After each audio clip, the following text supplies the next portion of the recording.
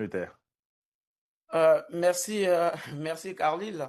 Sur cette question, je voulais tout simplement dire que euh, la revendication de l'opposition, hein, l'appel de l'opposition au président Tshisekedi afin qu'il démissionne, pour moi, cet appel est révélateur d'une profonde ignorance des mécanismes constitutionnels de la RDC.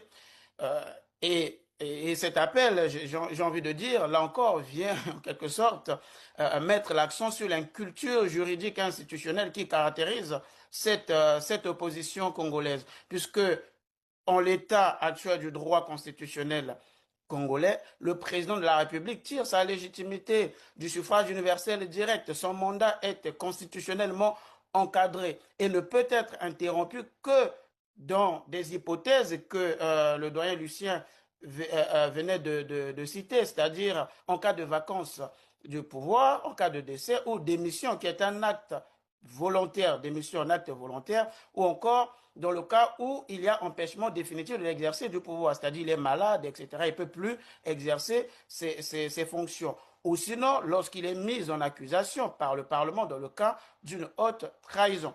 Donc, déjà de ce point de vue juridique, cette opposition montre là son inculture, son inculture. Et donc, nous sommes là, en fait, en RDC, à la vérité, face à une opposition prisonnière, en fait, on va dire quoi, de la politique émotionnelle. Voilà, de la politique émotionnelle. Puisque depuis quelques mois maintenant, cette opposition est dans la contestation et son unique programme, comme je ne cesse de le rappeler, c'est que Tshisekedi doit partir. Tshisekedi doit partir. Aujourd'hui, on leur posera la question de savoir pourquoi vous appelez à la démission du président Tshisekedi. Ils ne sauront rien vous dire d'un point Bah, de vue si, juridique. ils disent que le président a violé la Constitution. Mais à quelle disposition a-t-il violé? C'est ça la vraie question.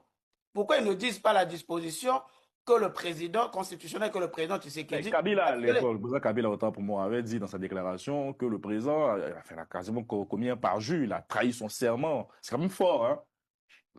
Ben, à quel moment il trahit son serment? C'est juste parce qu'ils font allusion à la proposition de la loi référendaire. Mais là encore, ces gens-là, je ne sais pas, comme je vous ai toujours dit, je pense que je l'ai toujours rappelé sur le plateau que l'intelligence les a quittés. L'intelligence les a quittés. Pourquoi?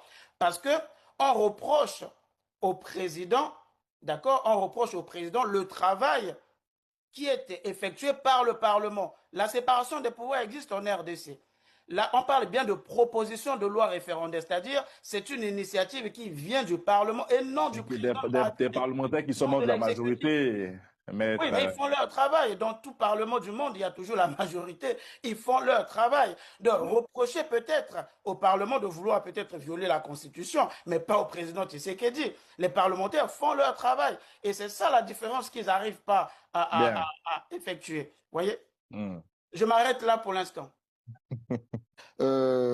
Comparaison n'est pas raison. Lorsque nous étions, moi j'étais, le changement de la constitution en République du Congo, mais on n'avait pas la tribune que eux, ils ont en tant qu'opposition. La tribune médiatique, la tribune sur le terrain, on n'avait pas ça. À chaque fois qu'on voulait monter la tête, on est embastillé ou on est traqué dans les rues de Brazzaville et ailleurs. Or, on leur donne toute la vitalité. Maître vient de le dire, l'intelligence politique, là.